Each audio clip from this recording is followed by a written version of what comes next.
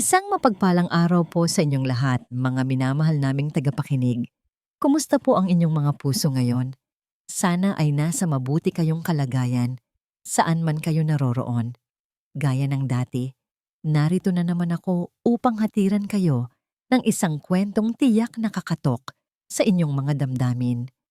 Kwentong magpapaalala sa atin na ang pagmamahal ay hindi laging masaya. Minsan, ito ay ang kakayahang manatili kahit durog na durog ka na. Sabi nila, ang dugo ay mas matimbang kaysa tubig. Pero paano kung ang dugong nananalaytay sa iyong pamilya ang siya ring lason na papatay sa iyong kaluluwa? At paano kung ang tunay na pag-ibig ay matagpuan mo sa mga taong hindi mo naman kadugo? Handa na ba kayong sumabay sa agos ng luha at pag-asa? Halina't simulan na natin ang kwento ni Hiraya. Ang langit noong hapong yon ay kasing kulimlim ng mukha ni Hiraya. Walang tigil ang buhos ng ulan, pero mas maingay pa rin ang sigaw na nanggagaling sa loob ng malaking bahay ng mga magbanwa. Isang malakas na kalabog ang yumanig sa katahimikan. Isang maleta ang tumalsik palabas ng pintuan, gumulong sa maputik na semento at bumukas. Nagkalat ang mga damit ni Hiraya sa gitna ng ulan. Sa may pintuan, nakatayo si Senyora Gunita. Ang kanyang mga mata ay nanlilisik, parang mga matang humuhusga sa isang kriminal. Ang kanyang mga daliri, puno ng mamahaling singsing, ay nanginginig sa galit habang nakaturo kay Hiraya na nakaluhod sa basang damuhan. "Lumayas ka sa pamamahay ko," sigaw ng Donya. Ang bawat salita ay parang latigo. "Tatlong taon! Tatlong taon ka nang palamunin dito, Hiraya. Pero ni isang apo, wala kang maibigay sa akin. Ano bang klaseng babae ka? Isa kang baog. Isa kang sumpa sa pamilyang ito." Napahagulgol si Hiraya. Ang tubig ulan at ang kanyang mga luha ay naghahalo sa kanyang pisngi. Nais niyang sumagot. Nais niyang sabihing hindi niya kasalanan ang hindi magkaanak. Na ginawa naman niya ang lahat. Nagdasal, nagpa-check up, uminom ng kung ano-anong gamot, pero walang lumalabas sa bibig niya kundi hikbi. Ang sakit ng mga salita ng kanyang biyenan ay mas matalim pa kaysa sa lamig ng ulan. Akmang isasara na ni Senyora Gunita ang pinto nang may isang kamay na pumigil dito. Dumating si Kisig. Basa rin siya sa ulan, galing sa trabaho, pero ang init ng kanyang presensya ay agad naramdaman ni Hiraya. Nakita ni Kisig ang kanyang asawa na nakaluhod sa putikan, ang mga damit na nagkalat, at ang kanyang ina na nanlilisik ang mga mata. Hindi na siya nagtanong. Alam na niya ang nangyari. Ito na ang pang-ilang beses, at ito na rin ang huli. Mabilis na nilapitan ni Kisig si Hiraya. Binuhat niya ito patayo at niyakap ng mahigpit na parang gusto niyang saluhin lahat ng lamig na nararamdaman ng asawa. "Ma," madiin na sabi ni Kisig, nakatingin ng diretso sa mata ng kanyang ina. "Hindi baog ang asawa ko, at lalong hindi siya sumpa. Kung hindi siya tanggap dito, aalis kami." "Kisig!" sigaw ni Senyora Gunita, halatang nagulat sa katapangan ng anak. "Kapag tumalikod ka sa akin ngayon, huwag na huwag ka nang babalik. Wala kang mapapala sa babaeng yan."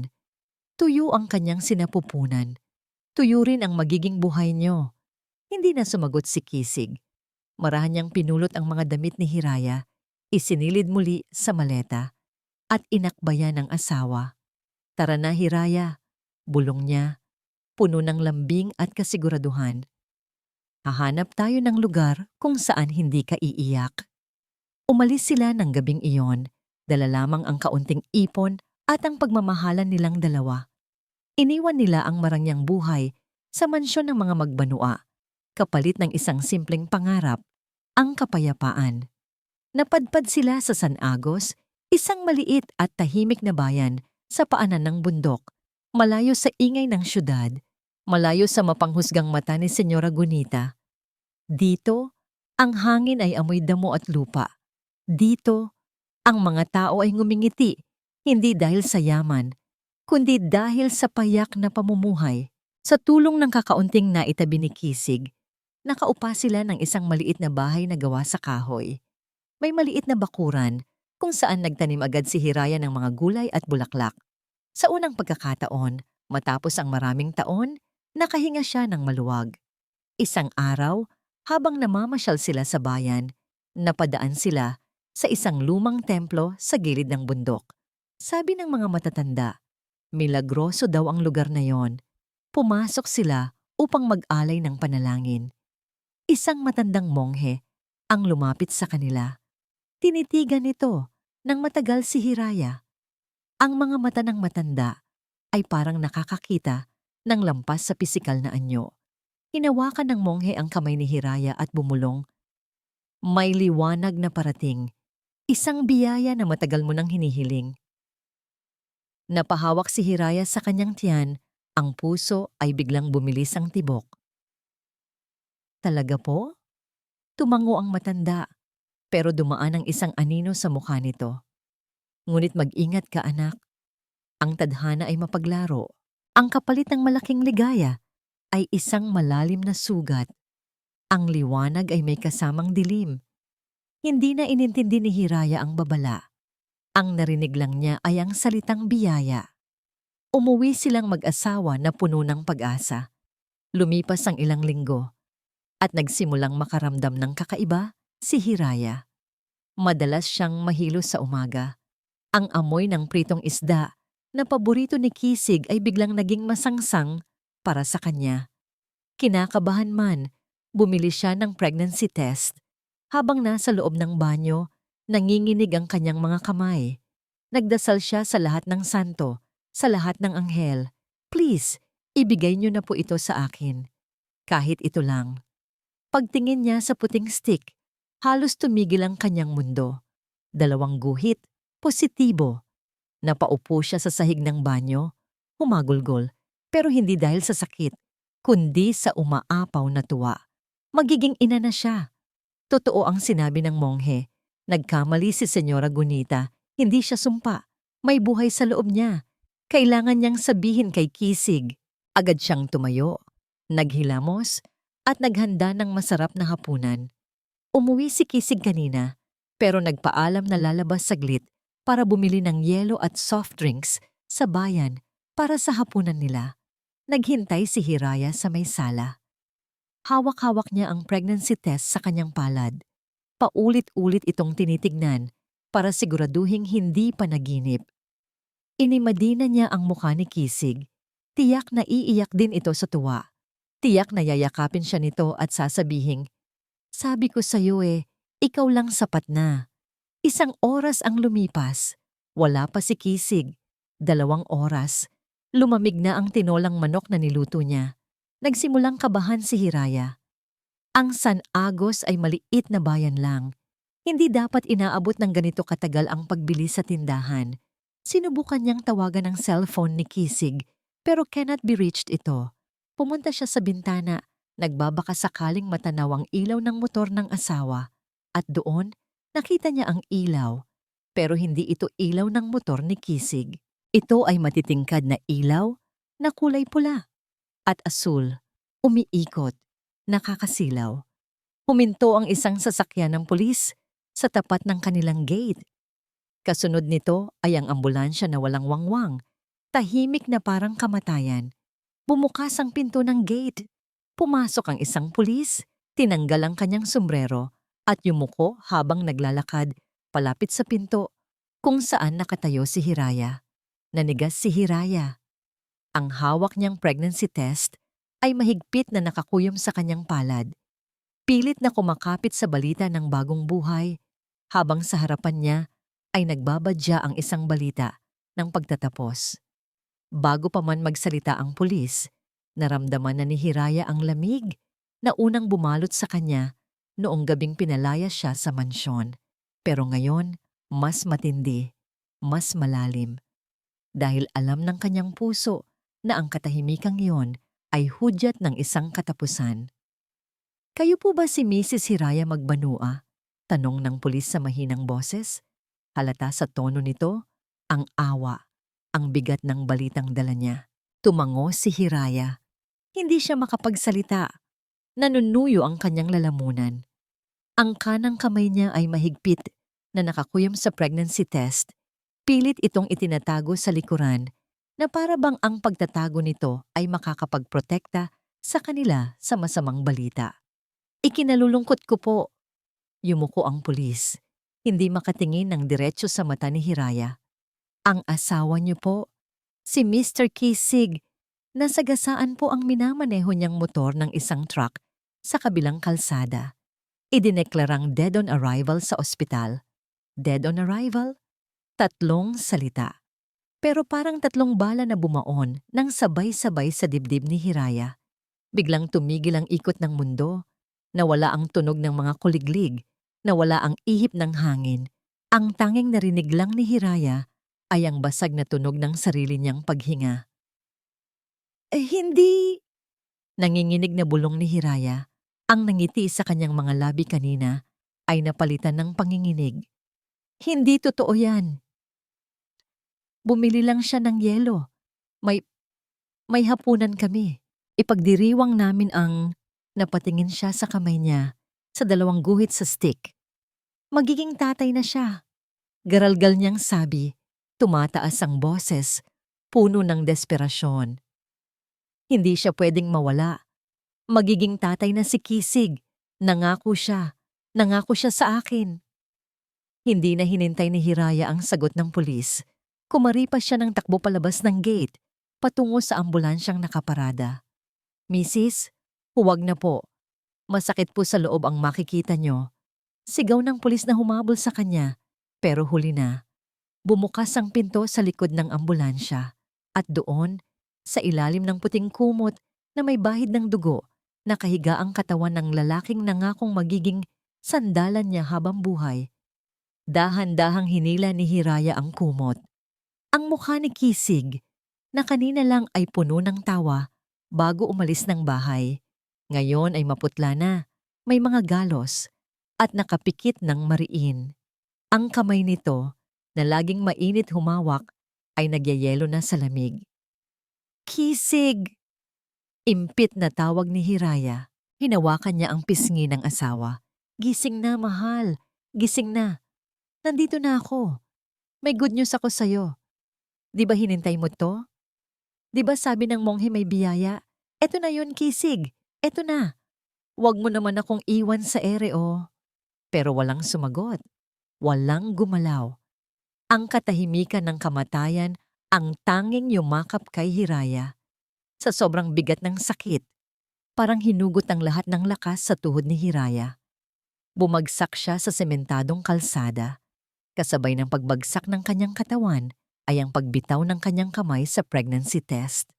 Gumulong ang maliit na stick sa lupa. Huminto sa tabi ng gulong ng ambulansya at dahan-dahang nabasa ng ulan at putik. Ang 2 guhit, ang simbolo ng bagong buhay, ay nakahandusay ngayon sa tabi ng sasakyan ng kamatayan. Napatingala si Hiraya sa madilim na langit at humagulgol ng isang sigaw na puno ng pighati. Isang sigaw na dinig hanggang sa kabilang bayan. Isang sigaw ng pusong nawasak sa mismong gabi na dapat sanay nabuo ito. Sa gabing iyon, nakuha ni Hiraya ang kanyang pangarap, pero nawala ang kanyang mundo. 3 araw na ang nakalipas, pero para kay Hiraya, parang isang mahabang bangungot lang ang lahat. Nakatayo siya sa harap ng hukay kung saan ibinababa ang puting kabaong ni Kisig. Umuulan na naman. Ang langit ay nakikiayon sa kanyang pagdadalamhati. Sa paligid, ang ilang mga kapitbahay sa San Agos ay tahimik na nakamasid. Ang iba ay nagpupunas ng luha dahil sa awa sa batang biyuda. Pero si Hiraya, tuyo na ang mga mata. Ubos na ang luha niya.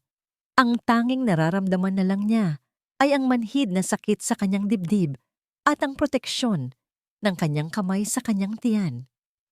Huwag kang mag-alala, anak. Bulong niya sa isip. Ikaw na lang ang lakas ni nanay. Ikaw na lang ang naiwang alaala ni tatay. Biglang nahawi ang mga tao sa likuran.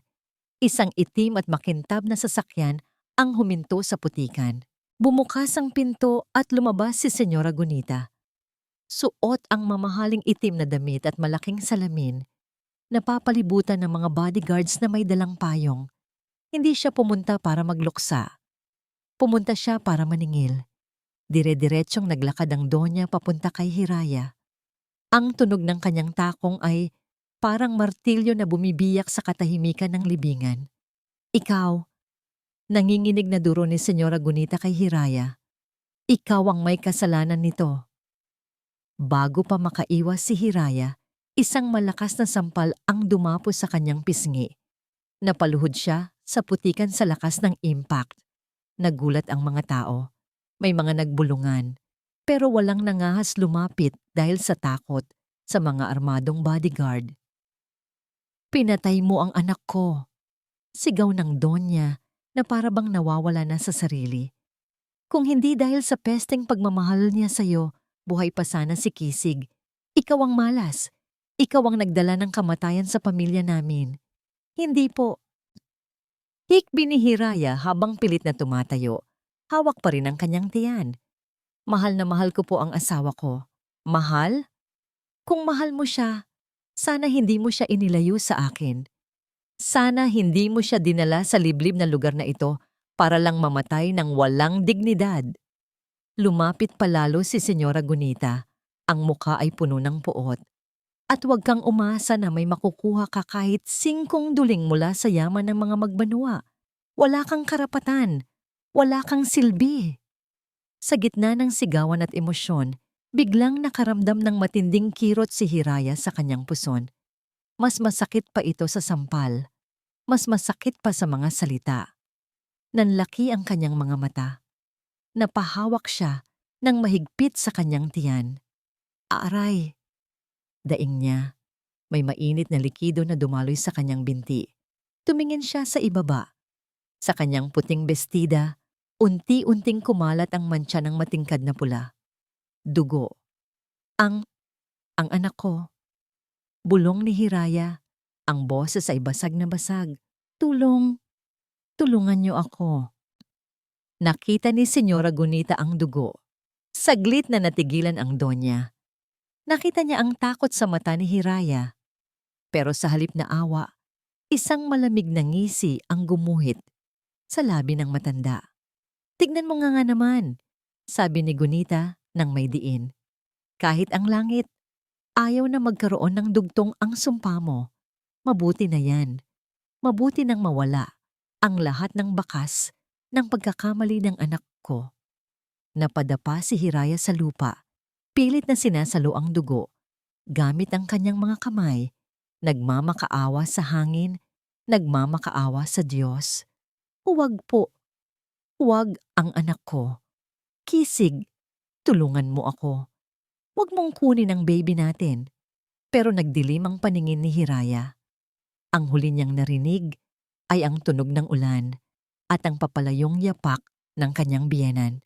Pagmulat ni Hiraya, nasa isang maliit na klinik na siya sa bayan. Maputi ang kisame. Amoy alcohol. Agad siyang napahawak sa tiyan niya. Wala na ang umbok. Wala na ang bigat. Wala na ang pintig. Pumasok ang doktor. Isang matandang babae na may malungkot na mata. Umiling lang ito. Sa sandaling iyon, namatay ang huling pag-asa ni Hiraya. Wala nang luha na lumabas. Ubos na. Ang naiwan na lang ay isang malaking butas sa kanyang pagkatao. Sa loob ng 24 na oras, naging byuda siya at naging ina na nawalan ng anak. Pinalabas siya ng klinik kinahapunan dahil wala siyang pambayad. Pagbalik niya sa inuupahan nilang bahay, nakita niya ang kanyang mga gamit, kakarampot na damit at ilang kagamitan sa kusina na nakatambak sa labas ng gate. May nakapaskil na papel sa pinto. Paupahan. Kinausap na pala ng abogado ni Senyora Gunita ang may-ari ng bahay. Binayaran para palayasin siya. Sinigurado ng Donya na wala siyang babalikan. Walang pera, walang bahay, walang pamilya, walang kakampi. Naglakad si Hiraya. Hindi niya alam kung saan siya pupunta. Hila-hila ang kanyang sirang maleta. Naglakad siya sa gitna ng syudad na parang isang multo. Gutom, pagod at duguan pa rin ang puso. Gabi na nang mapadpad siya sa malaking tulay ng Sanagos. Madilim ang tubig sa ilalim. Malakas ang agos ng ilog. Ang hangin ay humahampas sa kanyang mukha. Parang inaaya siyang tumalon. Tumigil si Hiraya sa gitna ng tulay. Humawak siya sa malamig na railings. Tumingin siya sa ibaba. Kisig! Bulong niya sa hangin. Bakit mo ako iniwan? Sabi mo walang iwanan? Hindi ko na kaya. Ang sakit-sakit na. Gusto na kitang makasama. Gusto ko nang makasama ang anak natin. Itinaas niya ang isang paa sa railings. Ang tubig sa ilalim ay parang nag-aanyaya ng kapayapaan. Isang talon lang, tapos na ang lahat ng sakit. Wala nang gutom. Wala nang pangungutya. Wala nang luha. Ipinikit ni Hiraya ang kanyang mga mata. Huminga siya ng malalim, handa nang bumitaw. Isa. Dalawa. Biglang, uha, uha, uha. Napadilat si Hiraya. Akala niya guni-guni lang. Akala niya tunog lang ng hangin. Pero naulit ito. Mas malakas. Mas marami. Uha, uha. Hindi lang iisa. Parang may koro ng mga anghel na umiiyak. Lumingon-lingon si Hiraya. Ang tunog ay nanggagaling sa ilalim ng tulay, sa may madilim na parte kung saan tambakan ng basura ang pampang. Bumaba ang paa niya mula sa railings. Ang puso niya, na kanina'y gusto nang huminto, ay biglang pumintig ng mabilis dahil sa isang pamilyar na tawag. Ang tawag ng mga batang nangangailangan. Dali-daling bumaba si Hiraya sa gilid ng tulay. Tinahak ang madulas at maputik na daan pababa. Sinundan niya ang iyak at doon, sa ilalim ng isang sira-sirang karton, sa gitna ng basurahan, nakita niya ang 4 na pares ng mata na nakatingin sa kanya. 4 na batang lalaki. Ang liliit pa, nanginginig sa lamig. Ang panganay ay nakayakap sa 3 mas maliliit. Sinusubukang painitin ng mga kapatid gamit ang manipis niyang katawan. Tinitigan nila si Hiraya, hindi bilang isang baliw na babae, hindi bilang isang byuda, kundi bilang isang pag-asa. Sa sandaling iyon, ang kamay ni Hiraya na kanina ay handa nang bumitaw sa buhay, ay dahan-dahang umabot sa kanila. Bumaba si Hiraya sa maputik na pampang ng ilog. Ang amoy ng basura at estero ay halos bumaliktad sa sikmura niya, pero hindi niya ininda. Ang kanyang mga mata ay nakapako sa 4 na anino sa ilalim ng tulay. Habang papalapit siya, nakita niya ng malinaw ang kanilang kalagayan. Para silang mga basahan na iniwan ng mundo. Ang kanilang mga damit ay puro butas at dumi. Ang kanilang mga balat ay puno ng galis at putik. Nang makita nila si Hiraya, agad na tumayo ang pinakamatanda sa kanila. Isang batang lalaki na siguro ay nasa 7 taong gulang pa lamang. Ang kanyang mga mata ay matalim, parang apoy na handang manunog. "Huwag kang lalapit," sigaw ng bata. Pumulot ito ng isang piraso ng kahoy at itinutok kay Hiraya. Ginagawang pananggalang para sa 3 niyang kapatid na nakasiksik sa likuran niya. "Wala kaming pera! Umalis ka!" Tumigil si Hiraya. Itinaas niya ang kanyang 2 kamay para ipakita na wala siyang dalang masama. "Hindi ko kayo sasaktan," malumanay na sabi ni Hiraya. Ang boses niya ay basag pa rin galing sa pag-iyak, pero may halong lambing na matagal nang hindi naririnig ng mga bata. "Narinig ko kayong umiiyak. Gutom ba kayo?" Sa pagkakabanggit ng salitang gutom, parang may bumigay sa tapang ng panganay, lalo na nang marinig ang tunog ng tiyan ng isa sa mga maliliit. Krook. Ang pangalawang bata, na payat at may malalalim na mata, ay sumilip mula sa likod ng kuya niya. "Kuya Alab, gutom na po ako." Napatingin si Hiraya sa bulsa niya. Dumukot siya. Ang natitira na lang sa kanya ay ilang barya, ang huling sukli mula sa pamasahe niya sa bus bago siya pinalayas. Sapat lang ito para sa kanya sana, pero ngayon, iba na ang plano niya. "Diyan lang kayo," sabi ni Hiraya. "Babalik ako." Tumakbo si Hiraya pabalik sa itaas ng tulay. Naghahanap siya ng bukas na karinderya. Bumili siya ng 2 supot ng mainit na lugaw at 5 piraso ng tinapay. Ubus na ang pera niya. Wala na siyang pamasahe pa uwi. Wala na siyang pambili ng tubig para sa sarili. Pero hindi iyon mahalaga. Pagbalik niya sa ilalim ng tulay, nakita niyang naghihintay pa rin ang mga bata. Nakadungaw na parang mga sisiw na naghihintay sa inahing ibon. Binuksan ni Hiraya ang supot ng lugaw. Ang usok at bango ng bawang at luya ay bumalot sa masangsang na hangin. Wala silang mangkok o kutsara. Kumuha si Hiraya ng malinis na dahon ng saging sa tabi-tabi. Pinunasan ito gamit ang laylayan ng damit niya at doon ibinuhos ang lugaw. Kain na, anyaya niya. Hindi na naghintay ang mga bata. Dumunggol sila sa pagkain. Ang iba ay sumusubo gamit ang kamay, ang iba ay halos idikit na ang mukha sa dahon. Halatang ilang araw na silang hindi nakakatikim ng lamantian. Habang pinapanood sila ni Hiraya, unti-unting nadudurog at nabubuo muli ang puso niya. Nakita niya kung paano sinubuan ng panganay, si Alab, ang bunso. Bago ito kumain, nakita niya kung paano hinati ng pangalawa, si Agos, ang tinapay ng pantay-pantay. Nakita niya ang pangatlo, si Hangin, na kumakanta ng mahina habang nginunguya ang tinapay. At ang bunso, si Lupa, na tahimik lang at mukhang sakitin. Nang matapos silang kumain, lumapit ang bunso kay Hiraya. Ang kamay nito ay marumi, pero ang hawak ay mahigpit. Hinawakan nito ang laylayan ng bestida ni Hiraya. "Nanay," bulong ng bata. "Ikaw na po ba ang nanay namin?" Natigilan si Hiraya. Ang salitang iyon, nanay, ang salitang pinangarap niyang marinig mula sa anak na nawala sa kanya kanina lang.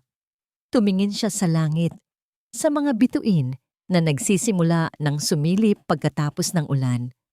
Parang nakita niya ang mukha ni Kisig na nakangiti. "Kisig, kinuha mo ang isa, pero pinalitan mo ng 4. Ito ba ang misyon ko? Ito ba ang dahilan kung bakit ako nabuhay?" Lumuhod si Hiraya para magkapantay sila ng mga bata. Pinunasan niya ang dumi sa mukha ng bunso gamit ang kanyang hinlalaki. "Oo," sagot ni Hiraya. At sa unang pagkakataon, tumulo ang luha niya, hindi dahil sa sakit, kundi dahil sa pangako. "Ako na ang nanay niyo. Hinding-hindi ko kayo iiwan. Hanggat may hininga ako, hindi na kayo muling magugutom." Payapa na sana ang gabi nang biglang may mabibigat na yabag ang dumagundong sa ilalim ng tulay. "Hoy, mga dagang dingding!" Isang malaking lalaki, may tattoo sa braso at amoy alak, ang lumitaw mula sa dilim. May hawak itong bakal na tubo. Siya si Berto, ang siga na naniningil ng upa sa mga squatter sa ilalim ng tulay. Nagunahan sa pagtago ang 3 bata sa likod ni Alab. Si Alab naman ay nanginginig, pero pilit na tumatapang. "Bibos, Berto!" Nauutal na sabi ni Alab. "Wala na naman kayong barya?" Sigaw ni Berto sabay sipa sa karton na hinihigaan nila. Tumalsik ang mga gamit ng mga bata. "Ilang beses ko ba sasabihin sa inyo? Walang libre sa mundong ito kung wala kayong pambayad." Layas. Akmang hahampasin ni Berto ng tubo si Alab. Napapikit ang bata. Hinihintay ang sakit. Pero walang tumamang bakal. Pagdilat ni Alab, nakita niya ang isang likod. Nakatayo si Hiraya sa harapan niya. Salag-salag ng kaliwang braso ni Hiraya ang tubo ni Berto. Dumugo ang braso ni Hiraya pero hindi siya natinag. Ang kanyang kanang kamay ay mahigpit na nakahawak sa isang basag na bote na napulot niya sa lupa. Gulat na gulat si Berto. Hindi niya inasahan na may dedepensa sa mga batang ito. Tumingin siya sa mata ni Hiraya. Wala siyang nakitang takot. Ang nakita niya ay mata ng isang inahing leon na handang pumatay para sa kanyang mga anak. "Subukan mong saktan ang mga anak ko." Madiin, mababa, at nakakakilabot na banta ni Hiraya. Habang tumutulo ang dugo mula sa braso niya. "Isinusumpa ko Ito na ang huling gabi mo sa mundo. Napahakbang paatras ang siga. Sa gitna ng dilim at baho ng imbornal, isang bagong hiraya ang isinilang. Hindi na siya ang biyudang iniwan ng tadhana. Siya na si Nanay Aya, ang babaeng handang makipagbuno kay kamatayan mismo, huwag lang madampian ng lamok ang kanyang 4 na anghel. Mabilis na lumipas ang mga taon, parang usok na tinatangay ng hangin. Sa bawat pagpapalit ng kalendaryo, unti-unting kumukupas ang ganda at kabataan ni Hiraya. Pero kapalit nito ay ang pagyabong ng buhay ng 4 na batang kanyang inampon. Mula sa pagbebenta ng sampagita sa kalsada, nakaipon si Hiraya ng sapat para magtayo ng isang maliit na karinderya sa gilid ng bangketa. Luto ni Nanay Aya. Iyon ang nakasulat sa plywood na signboard na si Alab mismo ang nagpintura noong bata pa siya. Hindi ito malaki, mainit, mausok, at laging amoy bawang at mantika. Pero para sa 4 na magkakapatid, ito ang kanilang palasyo. Dito sila natutong mangarap habang naghuhugas ng pinggan. Isang gabi, habang malakas ang ulan, nasa isang sulok ng karinderya ang 4 na bata. Si Alab, binatilyo na noon, ay napansin ang kinakain ng kanyang ina. Habang silang magkakapatid ay may tig-iisang pritong manok at mainit na sabaw. Si Hiraya ay nakaupo sa tabi ng kalan, kumakain ng kanin na binuhusan lang ng sabaw ng toyo at mantika. "Nay," tawag ni Alab. Ang boses ay may halong pag-aalala. "Bakit yan lang ang ulam nyo? May natira pa pong manok o..." Akmang iaabot ni Alab ang hita ng manok niya. Mabilis na tinakpan ni Hiraya ang plato ng anak. Ngumiti siya, pero kitang-kita ang pagod sa kanyang mga mata.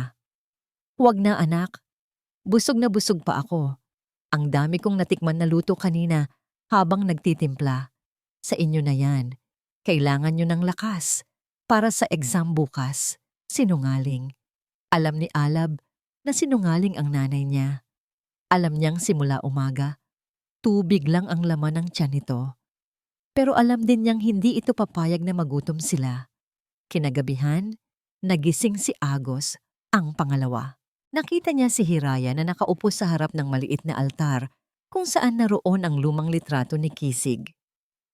Hawak-hawak ni Hiraya ang kaisa-isang gintong singsing sa kanyang daliri, ang wedding ring nila ng asawa niya. Ito na lang ang natitirang alaala. Ito na lang ang kayamanan niya. Pero bukas, kailangan na ng bayad para sa tuition fee ni Agos sa law school. Malaki ang halaga. Kulang ang kita sa karinderya. Nakita ni Agos kung paano hinalikan ni Hiraya ang singsing sa kadahan-dahan, masakit man, ay hinubad ito mula sa kanyang daliri.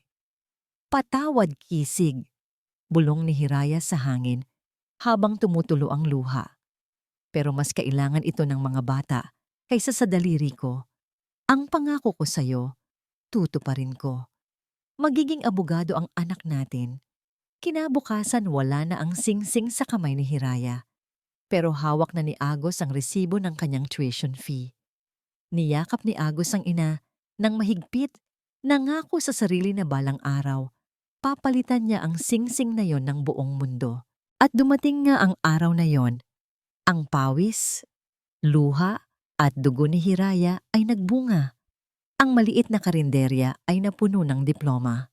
Si Alab, na dating basagulero sa kalsada para ipagtanggol ang mga kapatid, ngayon ay isa ng matapang at matalinong CEO ng isang construction firm. Ang kanyang mga kamay, na sanay sa hirap, ay pumipirma na ngayon ng milyon-milyong kontrata. Si Agos, na matatas magsalita, ay isa ng tinitingalang abogado. Walang kaso ang hindi niya na ipapanalo dahil sa talas ng kanyang isip. Si Hangin, na laging kumakanta habang nagbabalat ng patatas, ay isa ng sikat na artista at influencer. Ang mukha niya ay nasa mga billboard na sa EDSA. At si Lupa, ang bunsong sakitin, ay naging isang mahusay na doktor. Naglilingkod sa mga mahihirap, gaya ng pangako niya kay Nanay Aya. Isang gabi, Nagtipon-tipon silang muli sa lumang karinderya. Hindi sa mamahaling restaurant, kundi doon mismo sa lugar kung saan nagsimula ang lahat. Nakatoga pa si Lupa dahil kakatapos lang ng oath-taking nito bilang doktor. Ang mesa ay puno ng masasarap na pagkain, kare-kare, adobo, sinigang. Lahat luto ni Hiraya. Si Hiraya, na ngayon ay maputi na ang buhok at medyo malabo na ang mata, ay nakaupo sa kabisera. Ang kanyang mga kamay ay kulubot na at puno ng peklat ng mantika, pero para sa 4 na lalaking nakapaligid sa kanya, ito ang pinakamagandang kamay sa mundo. Para kay nanay. Itinaas ni Alab ang kanyang baso. Dahil sa'yo, hindi na kami muling tinawag na mga daga sa ilalim ng tulay. Dahil sa'yo, tao na kami. Hindi lang tao, kuya. Dagdag ni Hangin sabay akbay sa ina. Mga prinsipe ni Doña Hiraya. Nagtawanan sila. Masaya. Napakaganda ng gabi. Ang tunog ng kanilang halakhak ay parang musika na pumapawi sa lahat ng hirap ng nakaraan. Akala nila, ito na ang happy ending. Akala nila, wala nang makakasira sa pader na itinayo nila. Pero sa labas ng karinderya, sa madilim na kalsada, isang makintab at mahabang itim na sasakyan ang dahan-dahang huminto. Bumukas ang pinto ng backseat. Isang pares ng mamahaling sapatos na balat ang tumapak sa semento. Kasunod nito ay isang tungkod na may ulong ginto. Lumabas si Don Lucio Balawis. Matanda na siya, pero bakas pa rin sa muka ang bagsik at kapangyarihan. Nakatingin siya sa signboard na luto ni Nanay Aya na may halong pandidiri at tagumpay. Sa loob, habang subo-subo ni Alab, ang paborito niyang kare-kare, narinig nila ang pagbukas ng pinto ng karinderya. Tumigil ang tawanan. Lahat sila ay napalingon. Nakita ni Alab ang matandang lalaki. Hindi niya ito kilala, pero naramdaman niya ang kakaibang aura nito, mabigat, mapanganib. Ngumiti si Don Lucio, isang ngiting hindi umaabot sa mata.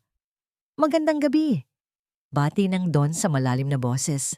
Tumingin siya sa 4 na magkakapatid, isa-isa, bago dumapo ang tingin kay Hiraya, na ngayon ay namumutla na at nanginginig ang mga kamay. Napakagandang reunion, patuloy ni Don Lucio habang humahakbang papasok. Sayang naman kung may kulang sa kwento. Tumingin siya ng diretso kay Alab. Hindi niyo ba tatanungin ang nanay niyo? Diniin niya ang salitang nanay. Kung saan talaga galing ang perang ipinanlalamon niya sa inyo sa loob ng mahabang panahon? Ang katahimikan sa loob ng karinderya ay mas nakakabingi kaysa sa anumang sigaw. Umalis si Don Lucio ng gabing iyon nang hindi tinatapos ang kanyang kwento. Nag-iwan lang siya ng isang makintab na calling card sa ibabaw ng mesa, sa tabi ng mangkok ng kare-kare, at isang makahulugang tingin kay Alab. Kung gusto niyong malaman kung sino talaga kayo, at kung sino talaga ang babaeng tinatawag niyong nanay, huling sabi niya bago sumakay sa kanyang sasakyan, alam niyo kung saan ako hahanapin. Naiwan ang mag-iina sa loob ng karinderya. Mabigat ang hangin. Nay, basag ni Alab sa katahimikan. Hawak ang card. Sino ang matandang yon? Anong sinasabi niyang totoong pinanggalingan? Namumutla si Hiraya. Kilala niya si Lucio. Ito ang lalaking kinatatakutan ng asawa niyang si Kisig noon. Ito ang may-ari ng lupaing kinamkam mula sa mga magsasaka. Pero hindi niya pwedeng sabihin ang totoo. Hindi niya pwedeng sabihin na ang ama ni Alab ay pinatay ni Lucio dahil baka maghiganti ang mga anak niya at mapahamak ang mga ito. Wala yon, anak. Nanginginig na sagot ni Hiraya. Pilit na inaagaw ang card kay Alab. Huwag mong pansinin ang mga mayayaman na yan. Lasing lang yon. Kumain na tayo. Pero hindi ibinigay ni Alab ang card. Ibinulsa niya ito. At sa unang pagkakataon, hindi siya sumunod sa utos ng kanyang ina. Kinabukasan, sa halip na pumunta sa construction site, dumiretso si Alab sa address na nakalagay sa card, Balawis Tower. Ang opisina ni Don Lucio ay nasa pinakamataas na palapag, overlooking ang buong syudad. Pagpasok ni Alab, sinalubong siya ng lamig ng aircon at amoy ng mamahaling tabako. "Hinihintay kita, Alab." Nakangiting bati ni Don Lucio, nakaupo sa kanyang leather na swivel chair. "Maupo ka. Or should I say, welcome home, Ihiho." Kunot noo si Alab. "Huwag niyo akong bulahin. Anong kailangan niyo sa pamilya ko?" Tumawa ng mahina si Lucio. Tumayo ito at naglakad papunta sa bintana. "Pamilya? Ang tinutukoy mo ba ay ang babaeng nagngangalang Hiraya?" Lumingon si Lucio. Seryoso na ang mukha. "Alam mo ba kung bakit ganyan ka katalino, Alab? Alam mo ba kung bakit magaling na abogado si Agos? Dahil ang dugo niyo ay dugo ng mga hasyendero." Nanlaki ang mata ni Alab. "Ang mga magulang niyo, sila ang tunay na may-ari ng lupang tinitirikan ng bahay ni Hiraya noon sa probinsya." Pagsisinungaling ni Lucio nang walang kurap. "Mayaman kayo, marangya. Pero may isang katulong na inggit sa nanay niyo. Isang katulong na baog na gustong-gustong magkaanak at magkapera." Lumapit si Lucio kay Alab, bumulong na parang ahas. "Noong gabing namatay ang mga magulang niyo sa aksidente, nandoon si Hiraya. Siya ang huling may hawak ng sasakyan at himala. Hindi ba? Pagkamatay nila, nakuha niya kayong apat. Nakuha niya ang alahas ng nanay niyo at ginamit niya kayo para magmukha siyang santo." "Sinungaling!" sigaw ni Alab. Napatayo sa galit. "Nagsikap si nanay. Nakita ko kung paano siya naghirap." "Naghirap o nagtago?" Mabilis na sagot ni Lucio. "Bakit ayaw niyang pag-usapan ng nakaraan? Bakit wala kayong litrato ng mga tunay niyong magulang? Dahil tinago niya. Dahil guilty siya." May inilabas na folder si Lucio. Ito ang police report noong 1995. Basahin mo. Nakapangalan kay Hiraya ang insurance money ng mga magulang niyo. Pera na hindi niya ginastos para sa inyo, kundi tinago para sa sarili niya. Peke ang mga dokumento, bayad ang mga pirma. Pero sa mata ng isang taong uhaw sa katotohanan, mukha itong ginto. Kinuha ni Alab ang folder. Nanginginig ang kamay niya. Samantala, hindi lang si Alab ang inasinta ni Lucio. Si Agos, ang abogadong kapatid, ay nakatanggap din ng isang anonymous package sa kanyang law firm. Sa loob nito ay mga lumang litrato, mga litrato ng isang magandang babae, ang tunay nilang ina, nasuot ang kwintas na nakita nilang ibinenta ni Hiraya noon para sa tuition fee. May kasamang sulat. Ang kwintas na ito ay ninakaw mula sa bangkay ng iyong ina. Niyanig ng pagdududa ang mundo ni Agos. Bilang abogado, sanay siya sa ebidensya. At ang ebidensya ay nagsisimulang tumuro sa iisang direksyon na ang kanilang bayani ay isa palang villain. Nang gabing iyon, umuwi ang magkakapatid sa bahay na ipinatayo nila para kay Hiraya. Tahimik sila. Walang imikan. Si Hiraya, na nagluto ng paborito nilang sinigang, ay naramdaman ng lamig. "Mga anak, kain na tayo." Yaya niya, pilit na pinapasigla ang boses. Walang sumagot. Si Lupa lang ang tumingin sa kanya, pero umiwas din agad. Tila natatakot sa tensyon ng mga kuya niya. "Bakit?" tanong ni Hiraya. "May problema ba sa trabaho?" Tumingin si Alab kay Hiraya. Ang tingin na dati ay puno ng paghanga, ngayon ay puno na ng pagsusuri. Hinahanap niya sa mukha ng ina ang katulong na pumatay na nasa kwento ni Lucio. "Nay," seryosong tanong ni Agos, "saan galing ang kwintas na ibinenta mo noon para sa law school ko? Sabi mo, bigay yon ni Tatay Kisig." Natigilan si Hiraya. O, bigay yon ni Kisig." "Sinungaling," bulong ni Agos. Inilapag niya ang litrato sa mesa. Ang litrato ng ibang babae na suot ang kwintas. "Suot ito ng tunay naming ina, Nay. Bakit na sa'yo? Kinuha mo ba to noong namatay sila?" Namutla si Hiraya. Ang totoo, ibinigay iyon ng nanay ni na Agos kay Hiraya bago ito mamatay bilang pakiusap na alagaan ang mga bata. Pero paano niya ipapaliwanag yon ngayong sarado na ang isip nila? Hindi anak, mali ang iniisip niyo. Mali? Sigaw ni Alab. Sabay bagsak ng folder na galing kay Lucio sa mesa. Pati ba ito mali? Police report na ikaw ang primary suspect sa pagkamatay ng mga magulang namin? Kaya ba kami ang inampon mo? Para pagtakpan ng kasalanan mo? Para mabawasan ang konsensya mo? Alab! Sigaw ni Hiraya. Tumulo na ang luha. Pinalaki ko kayo. Minahal ko kayo ng higit pa sa buhay ko. O baka inalagaan mo kami para pagkakitaan? Malamig na sabi ni Hangin na naimpluwensyahan na rin ng mga kuya. Nagkagulo ang hapunan. Umalis ang mga anak. Iniwan si Hiraya na umiiyak sa harap ng lumalamig na sinigang. Nang makaalis ang lahat, pumasok si Agos sa kwarto ni Hiraya. Gusto niyang makakita ng patunay na mali si Don Lucio. Gusto niyang ipagtanggol ang nanay niya. Please, Nay, patunayan mong mali sila. Dasal ni Agos. Hinalughog niya ang cabinet. Wala. Tinignan niya ang ilalim ng kama. Wala. Huli niyang tinignan ang ilalim ng unan ni Hiraya. Doon niya nakita ang isang maliit na notebook at isang piraso ng papel. Ang papel ay luma na at naninilaw. Binasa ito ni Agos.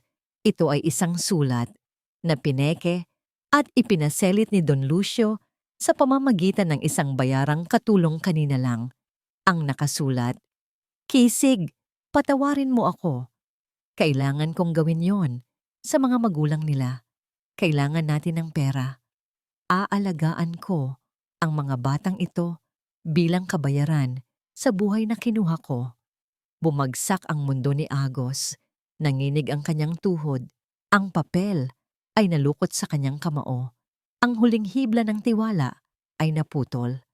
Ang nanay na nagbigay sa kanila ng buhay ay siya palang kumuha ng buhay ng tunay nilang mga magulang.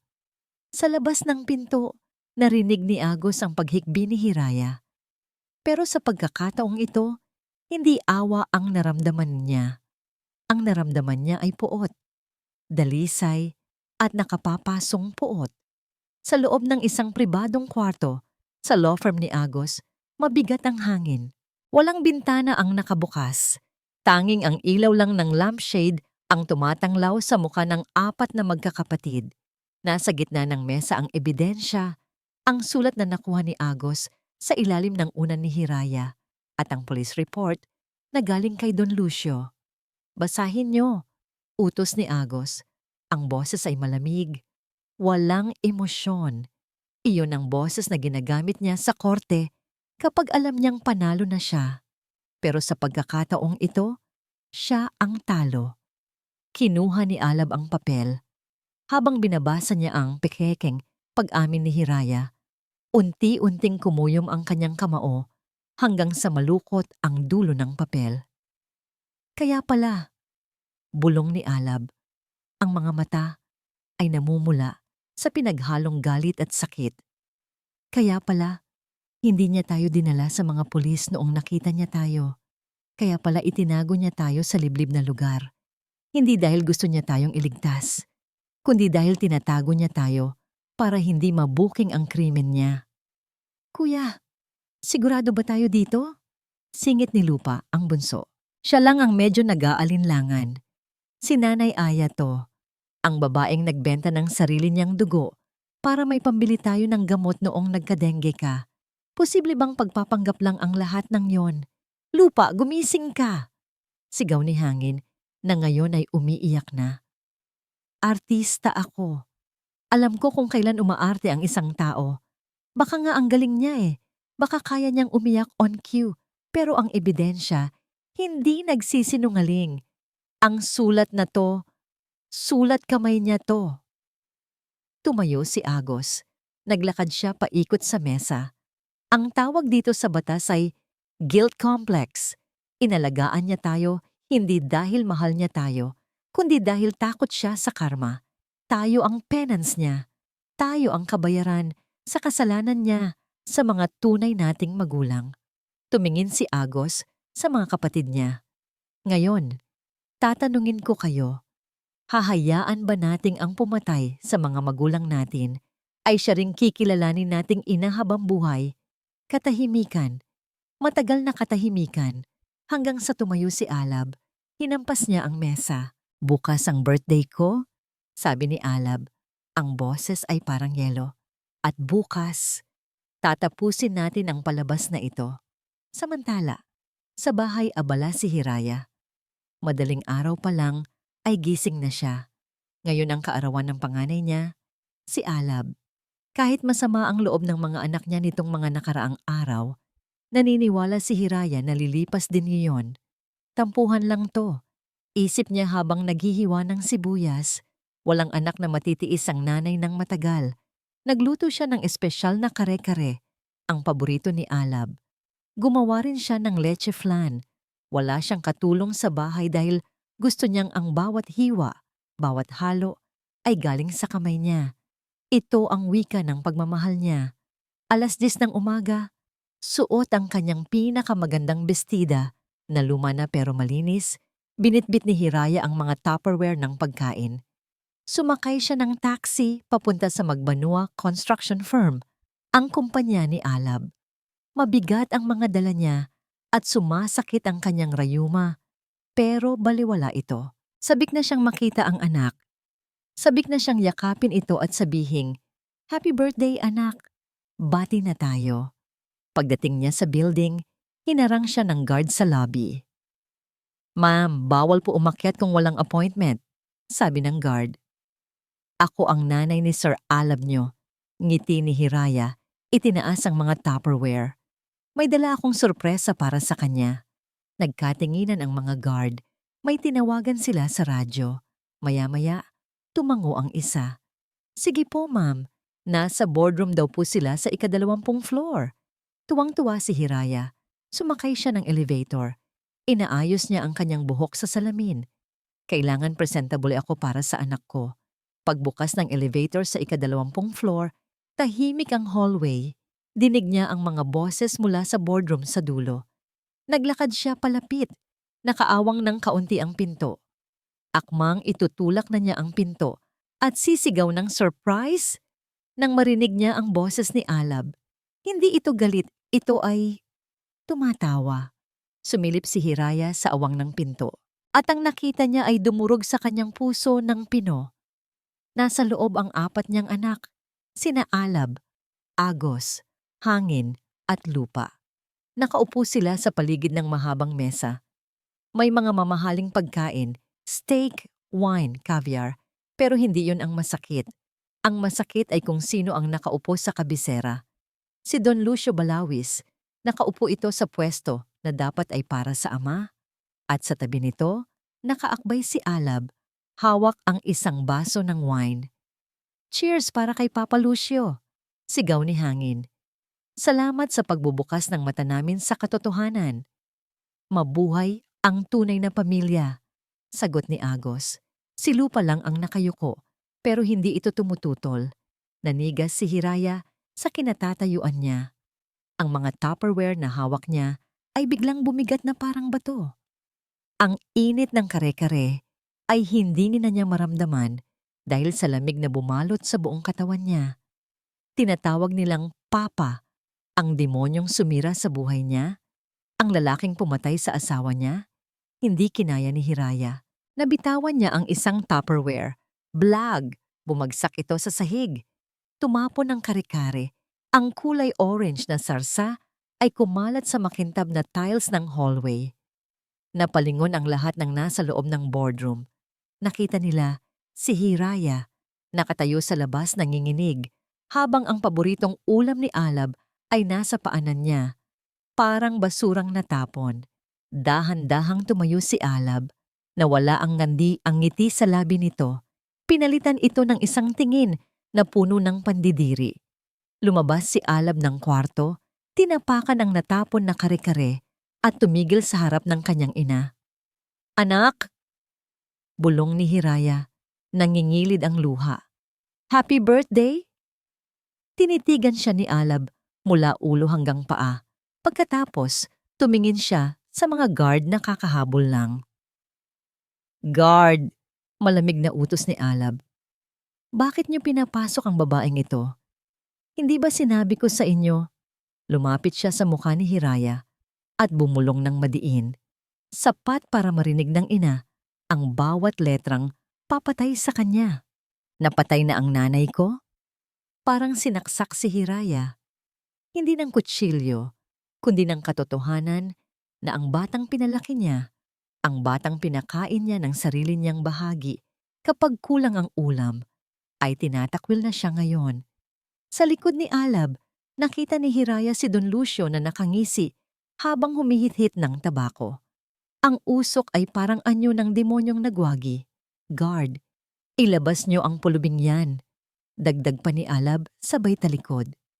At linisin niyo ang kalat na yan. Nakakasuka ang amoy. Hinawakan ng mga guard si Hiraya sa magkabilang braso at kinaladkad palayo. Hindi na siya nanlaban. Hindi na siya sumigaw. Dahil ano pa ang ipaglalaban niya?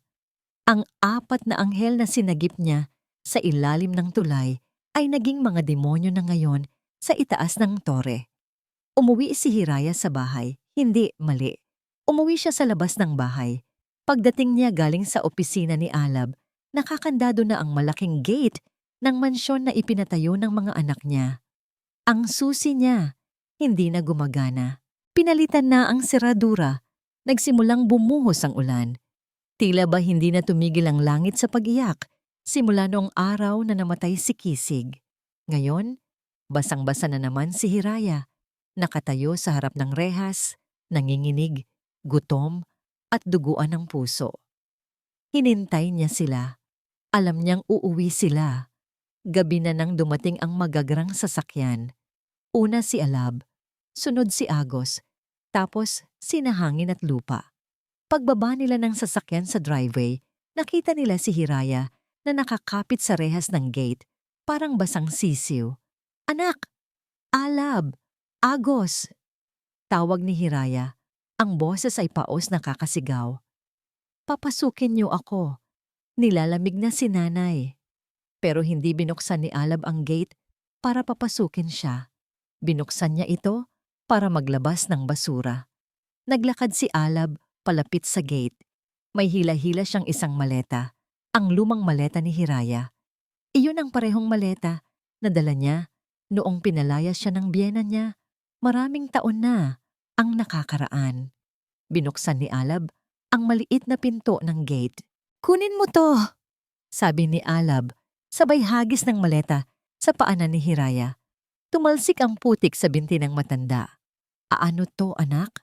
Nanginginig na tanong ni Hiraya. Bakit? Bakit pinalalayas niyo ako? Bahay natin to, di ba? Sabi niyo dito ako tatanda? Lumapit si Agos. Suot niya ang kanyang mamahaling suit, pero ang mukha niya ay walang bahid ng awa. May inilabas siyang papel mula sa kanyang briefcase. Restraining order. Malamig na sabi ni Agos, simula ngayon bawal ka nang lumapit ng 50 metro sa amin, sa bahay na ito o sa mga opisina namin. Kapag lumabag ka, ipapakulong kita. Napatulala si Hiraya. Tumingin siya kay Agos. Ito ang anak na ipinagbili niya ng singsing para makapag-aral ng batas. Ngayon, ang batas na inaral nito ay ginagamit para durugin siya. Agos, anak, humagulgol si Hiraya. Bakit? Dahil ba sa sinabi ni Don Lucio? Anak, maniwala kayo. Hindi ko pinatay ang magulang niyo. Minahal ko kayo higit sa buhay ko. Tama na ang drama. Sigaw ni Hangin mula sa likuran. Tumingin ito sa paligid. Takot na baka may makakitang kapitbahay o paparazzi. Umalis ka na lang. Baka may makakita pa sa'yo. Alam mo bang masisira ang karir ko kapag nalaman nilang ang nanay-nanayan ko ay isang kriminal? Napaluhod si Hiraya sa semento. Ang tuhod niya ay sumubsob sa putik. Wala na siyang pakialam sa dignidad. Lupa. Tawag niya sa bunso na nakatayo sa likod ng mga kuya nito. Bunso, ikaw ang nakakakilala sa akin. Ikaw ang nag-alaga sa akin noong may sakit ako. Naniniwala ka sa nanay, di ba? Tumingin si Lupa kay Hiraya. Nakita niya ang luhang humahalo sa ulan sa mukha ng ina. Nakita niya ang mga kamay na nagpakain sa kanila. Gusto niyang tumakbo. Gusto niyang yakapin si Hiraya. Pero naramdaman niya ang kamay ni Alab sa balikat niya. Isang mahigpit na hawak. Isang babala. Yumuko si Lupa. Tinalikuran niya si Hiraya. Ang pagtalikod na yon, ang pinakamasakit sa lahat.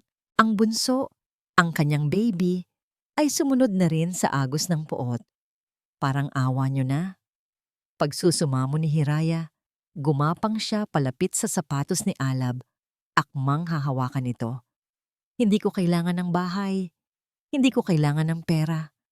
Kahit sa bodega lang ako matulog. Kahit tagaluto niyo lang. Huwag niyo lang akong itapon. Tinabig ni Alab ang kamay ni Hiraya gamit ang paa niya. Hindi malakas, pero sapat para ipadama ang pandidiri. Wala kaming ina na mamamatay tao, sabi ni Alab ng pabulong, pero parang kulog sa pandinig ni Hiraya. Ang huling kabayaran namin sa serbisyo mo ay ang hindi pagpapakulong sa'yo, kaya umalis ka na. Habang may natitira pa kaming awa, tinalikuran nila siya, sabay-sabay. 4 na likod na dati kinakarga niya, ngayon ay pader na hindi niya maabot. Meji anak! Sigaw ni Hiraya, isang sigaw na punong-puno ng hinagpis, kalampag. Isinara ni Alab ang malaking bakal na gate. Ang tunog ng pagsara ng gate ay parang tunog ng pagsara ng kabaong. Sa likod ng rehas, nakita ni Hiraya ang mga ilaw ng mansyon. Ang mansyon na puno ng init, pagkain at pamilya. Habang siya nasa labas. Sa dilim, sa lamig, mag-isa. Dahan-dahang tumayo si Hiraya pero bumigay ang kanyang katawan. Nanlabo ang kanyang paningin. Ang gutom, pagod, lamig, at sakit ng puso ay nagsama-sama. Bumagsak si Hiraya sa gilid ng kalsada, yakap-yakap ang basang maleta. Wala ng luha, wala ng boses. Habang unti-unting nawawalan ng malay, ang huling imahe sa isip niya ay ang 4 na batang paslit sa ilalim ng tulay. Nakangiti. Tinatawag siyang nanay. Paalam, mga anghel ko. Bulong ng kanyang isip bago siya nilamon ng dilim. At sa gitna ng bagyo, walang ibang saksi sa pagguho ng isang ina, kundi ang walang awang tadhana. Lumipas ang 10 taon, 1 dekada. Mabilis sa kalendaryo, pero mabagal para sa mga pusong nagdurusa. Sa loob ng 10 taon, ang lungsod ng Tala ay lalong naging maningning. Nagtaasan ang mga buildings, dumami ang mga sasakyan, at sa tuktok ng lahat ng ito ay nakatayo ang 4 na magkakapatid na magbanwa. Sila na ang hari ng syudad. Si Alab ang may-ari ng pinakamalaking construction firm. Si Agos ang pinakamahusay na abogado na kinatatakutan ng lahat. Si Hangin ang pinakasikat na aktor na tinitilian ng milyon-milyon. At si Lupa ang direktor ng pinakamodernong ospital sa bansa. Nasa kanila na ang lahat. Pera, kapangyarihan, respeto. Pero kung titignan mo ang kanilang mga mata, para silang mga bahay na maganda ang pintura sa labas, pero walang laman sa loob. Hungkag. Isang gabi, nagkita-kita sila sa mansyon ni Alab. Hindi para magkwentuhan, kundi para pag-usapan ang hatian ng lupa na ibinigay sa kanila ni Don Lucio. Akin ang property sa Tagaytay, madiin na sabi ni Alab habang nagsasalin ng alak. Ako ang panganay. Ako ang nagpalago ng kumpanya. Huwag kang gahaman, kuya. Sagot ni Agos, hindi tumitingin sa mata ng kapatid, abala sa kanyang cellphone. Legal papers ko ang nag-ayos niyan. Dapat mas malaki ang porsyento ko. Puro na lang kayo pera. Sigaw ni Hangin, na halatang lasing na kahit kakasimula pa lang ng gabi. Wala na ba tayong ibang pag-uusapan? Pera, lupa, saham. Nakakasuka na. Tumahimik sila. Sa gitna ng karangyaan, ramdam nila ang lamig. Walang nagluluto ng kare-kare. Walang tumatawag sa kanila ng anak. Walang nagtatanong kung kamusta ang araw nila. Mayroon silang mga asawa at girlfriend, pero walang makapuno sa puwang na iniwan ng isang ina. Sa tuwing kakain sila ng masasarap na pagkain sa mamahaling restaurant, hinahanap-hanap pa rin ng dila nila ang lasa ng simpleng adobo na may halong pagmamahal. Samantala, sa kabilang dulo ng syudad, sa labas ng lumang simbahan ng Quiapo, may isang matandang babae na nakaupo sa semento. Pumuti na ng tuluyan ang kanyang buhok. Ang kanyang balat ay kulubot at sunog sa araw, at ang kanyang mga mata ay purong puti na lang. Wala nang itim, wala nang ningning, bulag na si Hiraya. Ang sabi ng doktor sa charity clinic na bulag siya dahil sa hindi naagamot na diabetes at sa walang tigil na pag-iyak sa loob ng maraming taon. Naubos na ang luha niya, kasabay ng pagkaubos ng liwanag sa paningin niya. Sa harap niya ay isang maliit na bilao ng sampagita. Sampagita po. Bili na kayo. Para sa poon. Mahina niyang tawag. Ang boses niya ay garalgal na. Parang lumang radyo. Maraming dumadaan. Pero kaunti lang ang pumapansin. Minsan, may naghuhulog ng barya sa lata niya. Kling. Salamat po. Ngiti ni Hiraya. Kinakapa ang hangin. Pagpalain po kayo ng Diyos. Isang babae ang bumili ng kwintas. Nay, bakit po nandito pa kayo? Gabi na ah. Wala po ba kayong mga anak na nag-aalaga sa inyo? Natigilan si Hiraya. Napahawak siya sa kwintas ng sampagita. Mayroon po. Sagot niya. At sa kabila ng pagkabulag, parang kuminang ang mukha niya sa pagmamalaki. 4 po silang lalaki. Matitikas. Matatalino. Mababait. Nasaan po sila? Tanong ng babae. Ngumiti ng mapait si Hiraya. Nasa malayo po. Masyado silang busy sa paglipad. Pero ayos lang po yun.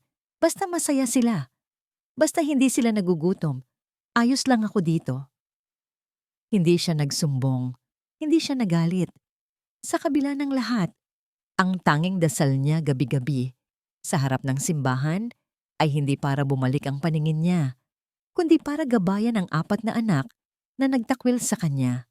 Sa VIP suite ng Magbanua Medical Center, iba naman ang senaryo. Nakahiga si Don Lucio Balawis. Ang dating makapangyarihang Don ngayon ay payat na, kulubot, at nakakabit sa mga makina. May stage 4 cancer siya. Ang kayamanan niya ay hindi kayang bilhin ang extension ng buhay niya. Si Lupa, doktor, ang naka-duty sa kanya. Tinitignan ni Lupa ang chart ni Lucio. Galit man siya sa mundo, ginagawa pa rin niya ang trabaho niya. Dok! Ungol ni Lucio. Nanginginig ito. Binabangungot.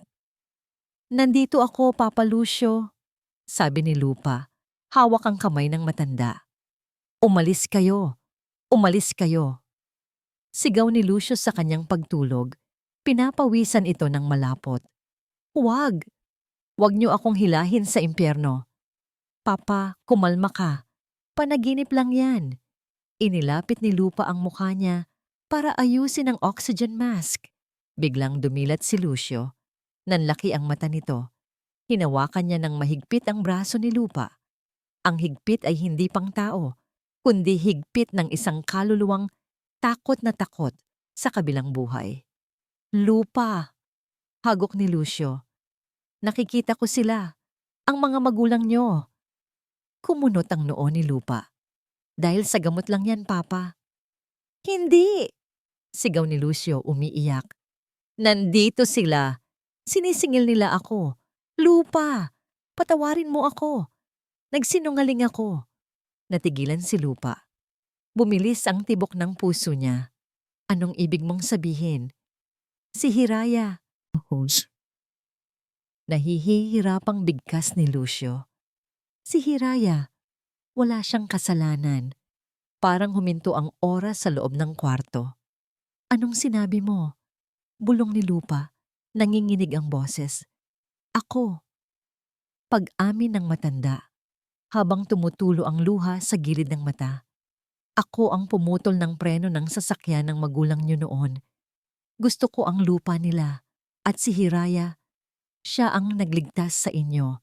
Siya ang nagtago sa inyo para hindi ko kayo mapatay. Napabitaw si Lupa. Umatras siya palayo sa kama. Ang mga dokumento? Tanong ni Lupa, nanginginig sa galit. Ang sulat sa ilalim ng unan? Peke. Ubo ni Lucio. Lahat peke. Ginawa ko yon para sirain kayo. Para maging akin kayo. Dahil wala akong anak. Ninakaw ko kayo sa kanya. Ninakaw ko kayo sa tunay niyong ina. Bumagsak si Lupa sa sahig. Ang katotohanan ay parang bombang sumabog sa mukha niya. Sa loob ng 10 taon, namuhay sila sa galit. Sa loob ng 10 taon, itinapon nila ang nag-iisang tao na nagmahal sa kanila ng totoo. Hinayaan nilang mabulok ito sa kalsada habang sila ay nagpapakasa sa yaman ng demonyong pumatay sa mga magulang nila. Diyos ko! Hagulgol ni Lupa. Anong ginawa namin? Dali-daling tumayo si Lupa. Kinuha niya ang cellphone pando niya. Nanginginig ang mga daliri niya habang pinipindot ang numero ni Alab. Kuya, sabi ni Lupa pagkasagot ng kabilang linya. Ang boses ay puno ng desperasyon at takot. Kuya, magkita-kita tayo. Ngayon din. Alam ko na ang totoo. Diyos ko, kuya. Pinatay natin si nanay ng buhay. Nagmamadaling dumating sina Alab, Agos at Hangin sa mansyon ni Don Lucio. Tinawagan sila ni Lupa na pumunta agad sa study room ng matanda. Ang boses ng kanilang bunsong kapatid sa telepono ay hindi mapakali, puno ng takot na ngayon lang nila narinig. Pagpasok nila sa kwarto, naabutan nila si Lupa na nakaluhod sa harap ng nakabukas na vault o kahadiyero ni Don Lucio. Nagkalat ang mga papel sa sahig. Lupa, anong nangyayari? Tanong ni Alab. Hinihingal. Bakit mo kami pinapunta dito? Patay na ba si Papa Lucio? Dahan-dahang lumingon si Lupa. Ang mukha niya ay basa ng luha, namumugto ang mga mata at ang tingin niya sa mga kapatid ay pinaghalong awa at galit. Huwag mong tawaging Papa ang demonyong yon, kuya. Garalgal na sabi ni Lupa. Lumapit si Agos, ang abogado. Anong sinasabi mo? Lasing ka ba? May inihagis si Lupa na isang itim na leather notebook sa paanan ni Agos. Basahin mo. Basahin niyo ang diary ng tagapagligtas natin. Pinulot ni Agos ang diary. Ito ang personal journal ni Don Lucio. Binuksan niya ito sa pahinang may marka. Sina Alab at Hangin ay nakasilip sa likuran niya. Habang binabasa ni Agos ang nilalaman, unti-unting nanlaki ang kanyang mga mata. Ang kulay ng kanyang mukha ay nawala. Napalitan ng putla ng isang taong nakakita ng multo. Oktubre 12, 1995. Tagumpay. Ang mag-asawang Magbanua ay patay na. Isang simpleng putol sa brake line ng sasakyan at nakuha ko na ang lahat. Sayang lang at nakaligtas ang 4 na bata. Tinakas sila ng katulong na si Hiraya. Kailangan kong mahanap ang babaeng yon. Kailangan kong burahin ang lahat ng saksi. Nabitawan ni Agos ang diary.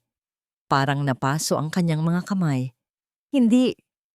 Bulong ni Agos umiiling. Hindi totoo to. Meron pa, sabi ni Lupa.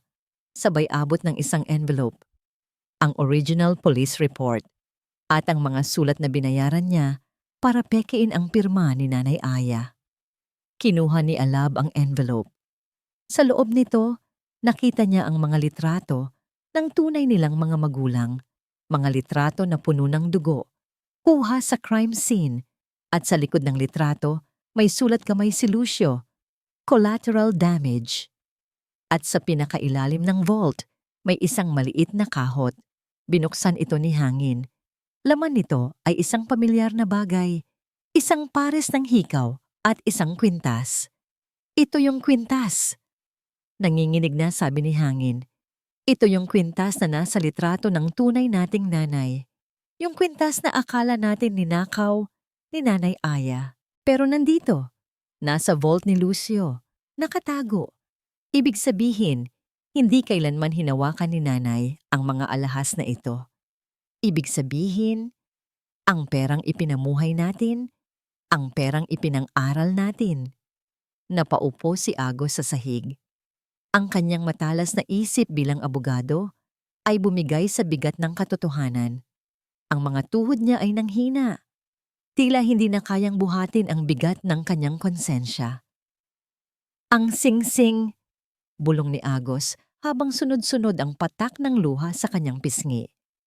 Yung sing-sing na ibinenta niya para sa law school ko, akala ko ninakaw niya yon sa nanay natin. Pinagbintangan ko siya. Sinabihan ko siyang magnanakaw. Napahagulgol si Agos, sapo ang kanyang mukha. Pero sing-sing yon ni Tatay Kisig. Ibinenta niya ang kaisa-isang alaala ng asawa niya para sa pangarap ko. At anong iginanti ko? Isang restraining order?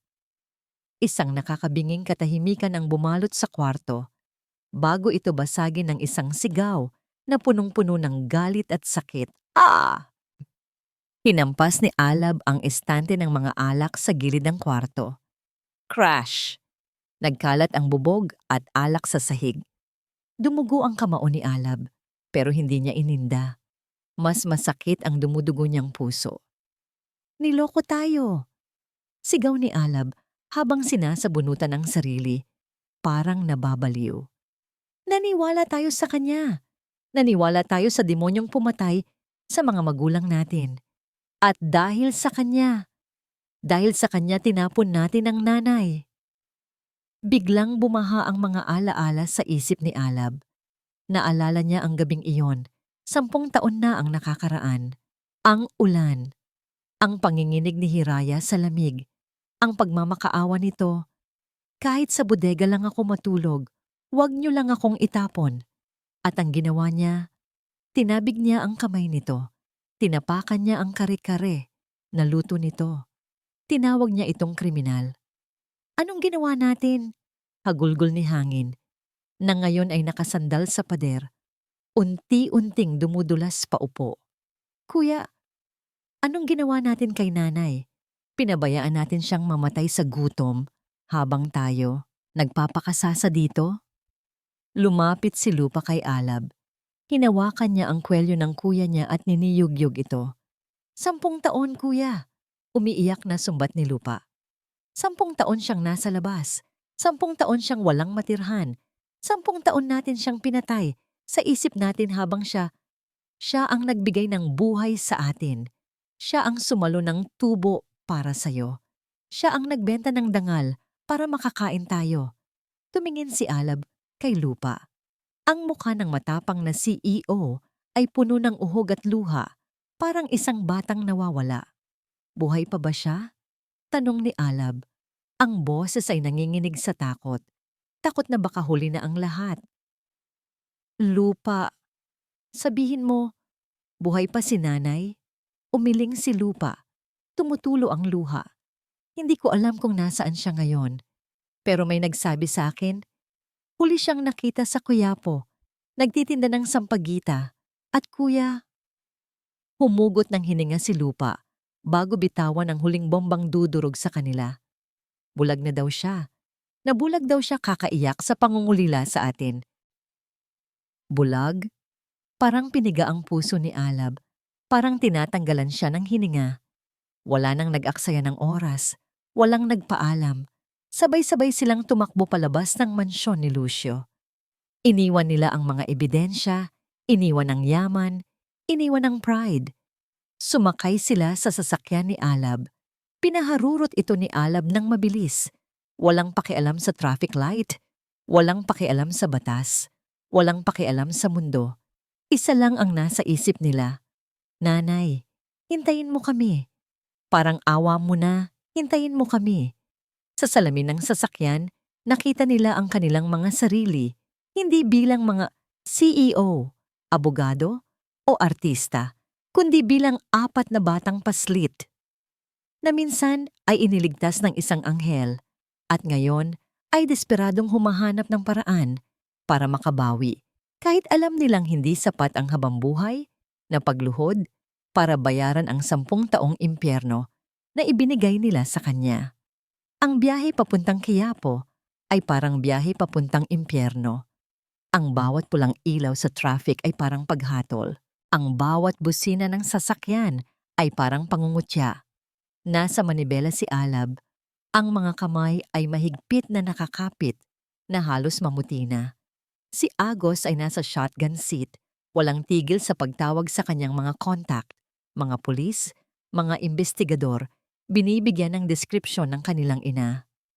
Matandang babae, mga 60s na siguro, maputi ang buhok, huling nakita sa Quiapo, at bulag. Ang pangalan niya ay Hiraya Manansala. Paulit-ulit na sabi ni Agos sa telepono. Ang boses ay basag. Si Hangin ay nasa likod. Ginagamit ang kanyang impluwensya bilang artista. Nag-post siya sa lahat ng social media accounts niya. Isang lumang litrato ni Hiraya. Noong nakikita pa ito na may caption. Urgent, hinahanap namin ang aming ina. Kung sino man ang makakita sa kanya, parang awa niyo na. Tumawag sa numerong ito. May malaking pabuya. Si Lupa naman ay tahimik lang, nakatingin sa labas, nagdarasal ng paulit-ulit. Pagdating nila sa Quiapo, 11:00 na ng gabi. Sarado na ang simbahan, kaunti na lang ang tao. Bumaba sila ng sasakyan, 4 na lalaking nakapang-opisina. Halatang hindi bagay sa lugar. Agad silang naghiwa-hiwalay. Nanay Aya! Sigaw ni Alab sa mga madidilim na eskinita. Nay, si Alab po ito. Nasaan na kayo? Nilapitan ni Agos ang mga nagtitinda ng kandila. Naglabas siya ng isang bungkos ng pera. Ale, nakita niyo po ba ang babae sa litratong ito? Nagtitinda daw ng sampagita dito? Tinitigan ng matandang tindera si Agos.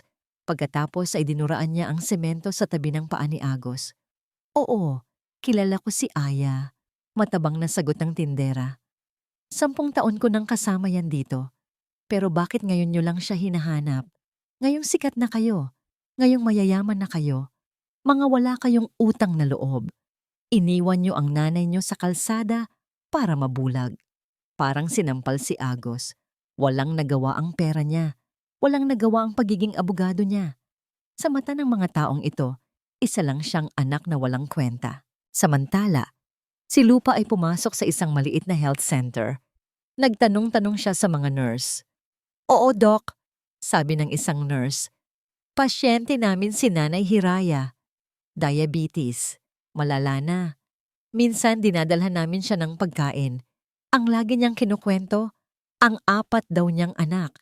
Isang CEO, isang abogado, isang artista at isang doktor na katulad niyo. Sabi namin, Nay, tawagan niyo sila. Ang sagot niya, Huwag na. Baka makaabala pa ako. Napahawak si Lupa sa pader. Parang guguho ang health center sa bigat ng narinig niya. Nagpatuloy sila sa paghahanap. Tinungo nila ang ilalim ng tulay kung saan sila unang nagkita. Wala na doon si Hiraya. Ang dating pwesto nila ay ginawa ng paradahan ng mga truck. Pumunta sila sa lumang karinderya. Matagal nang giniba. Isa na itong convenience store. Ang bawat lugar na pinuntahan nila ay isang sampal sa kanilang mukha.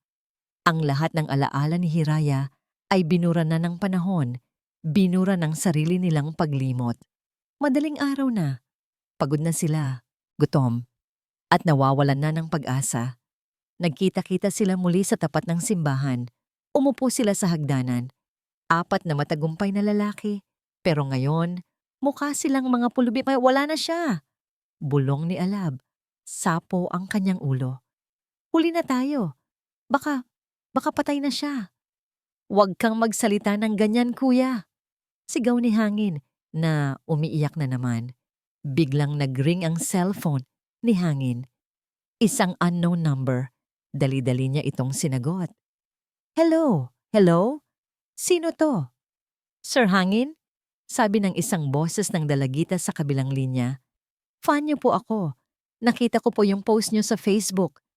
Yung nanay niyo po, parang nakita ko po siya. Napatalon sa tuwa si Hangin. Saan? Nasaan siya? Nasa probinsya po kami ng Laguna, sir. sabi ng dalagita. Sa may paanan ng bundok makiling, may maliit po kasing dampa dito sa tabi ng ilog. May nakatirang matandang bulag. Laging may daladalang lumang litrato ng 4 na batang lalaki. Sabi niya, mga prinsipe daw niya yon. Natigilan ang lahat. Pero sir, nag-aalangan na sabi ng dalagita, kailangan niyo na pong magmadali. Masama po kasi ang lagay niya. Kanina po, hindi na siya makatayo. Nagdedeliryo na po siya. Paulit-ulit niyang binabanggit ang pangalan niyo. Alab, agos, hangin, lupa. Hindi na nila pinatapos ang dalagita. Address! Ibigay mo ang address! Sigaw ni Alab. Tumakbo sila pabalik sa sasakyan. Muling pinaharurot ni Alab ang makina. Laguna. Bundok, Makiling. Ang lugar kung saan sila lumaki. Ang lugar kung saan sila naghirap at nangarap. Ang lugar na tinalikuran nila. Umuwi si Hiraya. Umuwi siya sa lugar kung saan nagsimula ang lahat. Para doon hintayin ang kanyang katapusan. Diyos ko, parating na kami. Dasal ni Alab habang tinatahak ang madilim na highway. Huwag mo muna siyang kunin. Kahit 5 minuto lang. Kahit sapat lang para makahingi kami ng tawad. Kahit sapat lang para masabi namin sa huling pagkakataon. Mahal ka namin, nanay. Madaling araw nang marating nila ang paanan ng bundok makiling. Ang amoy ng basang lupa at sariwang hangin ay sumalubong sa kanila. Amoy na 10 taon na nilang hindi nalalanghap. Amoy ng kanilang kabataan. Amoy ni Nanay Aya. Itinuro ng dalagitang fan ni hangin ang daan. Isang maliit na pilapil na maputik. Iniwan nila ang mamahaling sasakyan sa kalsada at tinahak ang daan ng naglalakad. Ang kanilang mga sapatos na gawa sa Italy ay lumubog sa putik, pero wala silang pakialam. Sa dulo ng pilapil, sa tabi ng isang maliit na sapa, nakatayo ang isang kubo. Hindi ito bahay. Isa itong tagpi-tagping silungan na gawa sa mga lumang yero, karton at sako. Mas masahol pa ito sa tirahan nila sa ilalim ng tulay noon. Dahan-dahan silang lumapit. Ang pinto ay isang sirang kurtina lang. Mula sa loob, may naririnig silang mahinang ungol. Isang boses na hirap huminga. Naunang pumasok si Alab. Ang bumungad sa kanila ay isang tanawin na habang buhay susunog sa kanilang mga kaluluwa. Sa isang papag na gawa sa kawayan, nakahiga si Hiraya. Ang katawan niya ay butot balat na lang. Ang kanyang damit ay luma at marumi. Ang kanyang mga paa ay namamaga. At ang kanyang mga mata na dati laging nakangiti sa kanila ay nakapikit at lubog na sa bungo. Sa tabi niya, may isang maliit na kandila na halos maubos na. At sa dingding na karton, nakadikit ang isang kupas na litrato. Ang litrato nilang 4 noong mga bata pa sila. Masaya, nakapalibot sa ina. Nanay, isang bulong lang mula kay Alap, pero sapat na para marinig ng tainga ng isang ina na 10 taon nang naghihintay. Dahan-dahang gumalaw ang ulo ni Hiraya. Iminulat niya ang kanyang mga matang, wala nang paningin. Sino yan? Tanong ni Hiraya. Ang boses ay parang hangin na lang. Si Alab ba iyan? Ang panganay ko? Hindi na nakasagot si Alab. Bumagsak ang kanyang mga tuhod sa lupa. Gumapang siya palapit sa papag. Hinawakan niya ang kamay ni Hiraya. Ang kamay na dati nagluluto ng masarap, ngayon ay nagyayelo na sa lamig. Ang kamay na dati humahaplos sa kanila, ngayon ay puro kalyo at gasgas. Nanay, hagulgol ni Alab. Idinikit ang mukha niya sa malamig na kamay. Patawarin niyo po kami, nanay. Patawad. Sunod-sunod na pumasok ang 3 pa. Napaluhod din sila sa paligid ng kanilang ina. 4 na higanting lalaki, pero ngayon ay parang mga batang paslit na umiiyak sa takot na maiwan. Agos, hangin, lupa, mga anak ko, bulong ni Hiraya. At sa kabila ng kanyang kalagayan, isang matamis na ngiti ang sumilay sa kanyang mga labi. Dumating kayo. Alam kong darating kayo. Nay, bakit hindi niyo kami tinawagan? Umiiyak na tanong ni Lupa habang sinusuri ang pulso ng ina. Mahina na. Napakabilis. Bakit niyo tiniis to ng mag-isa? Bakit hindi kayo lumapit sa amin?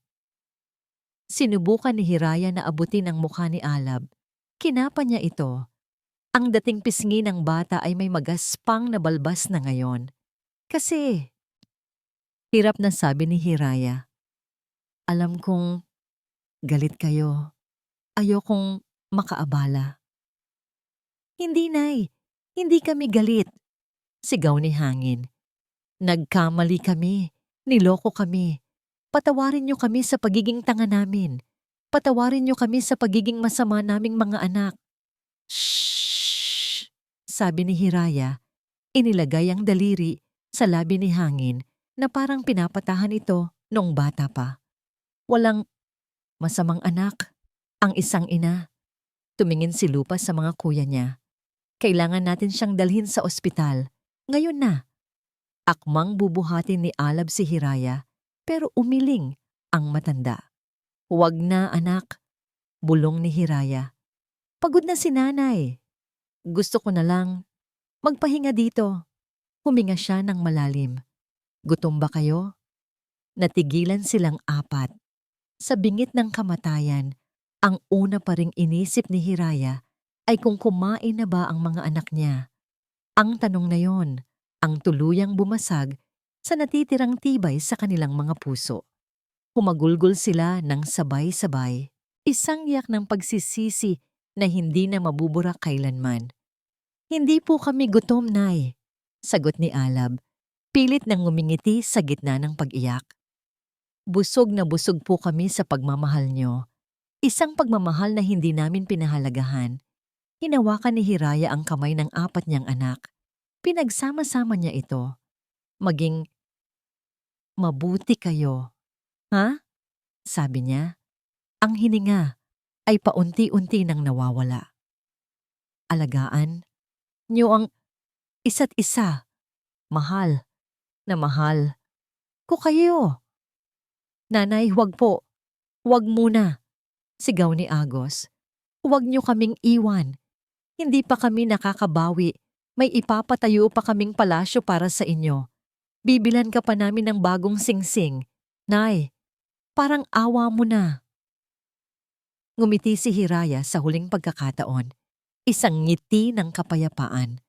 Ang palasyo ko, kayo. Ang kayamanan ko, kayo rin.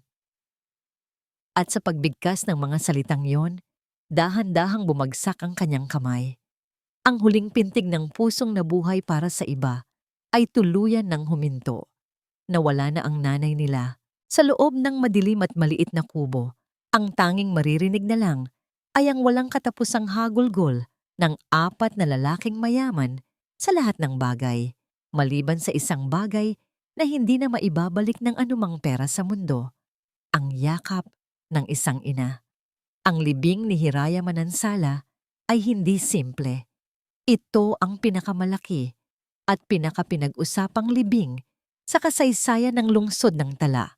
Dumalo ang lahat, mga politiko, mga artista, mga negosyante. Lahat sila ay nagtataka kung sino ang babaeng ito na pinagluluksaan ng apat na pinakamakapangyarihang tao sa bansa. Sa harap ng simbahan, sa eulogy, si Alab ang nagsalita. Wala siyang dalang papel. Ang bawat salita ay galing sa kanyang duguan at nagsisising puso. Marami sa inyo ang nagtatanong kung sino si Hiraya. Simula ni Alab, ang boses ay nanginginig, pero matatag. Hindi siya reyna, hindi siya presidente, pero siya ang pinakamayamang tao na nakilala ko. Tumingin si Alab sa puting kabaong. Mayaman siya sa pagmamahal, mayaman siya sa sakripisyo, mayaman siya sa pagpapatawad. At kami ang apat na magnanakaw na kumuha ng lahat ng yaman na yon at iniwan siyang walang-wala. Ikinuwento ni Alab ang lahat. Ang buhay nila sa ilalim ng tulay, ang karinderya, ang pagtatakwil, At ang 10 taon ng kanilang pagkabulag, umiyak ang buong simbahan. Walang isang mata ang nanatiling tuyo. Ang huling habilin niya sa amin, pagtatapos ni Alab, ay maging mabuti at alagaan ang isa't isa. At ngayon, sa harap niya at sa harap ninyong lahat, isinusumpa namin, hindi lang ang isa't isa ang aalagaan namin, kundi ang lahat ng batang katulad namin noon, mga batang iniwan ng mundo. Pagkatapos ng libing, ibinenta ng magkakapatid ang lahat ng ari-arian na galing kay Don Lucio, ang mansyon, ang mga sports car, ang mga alahas, lahat.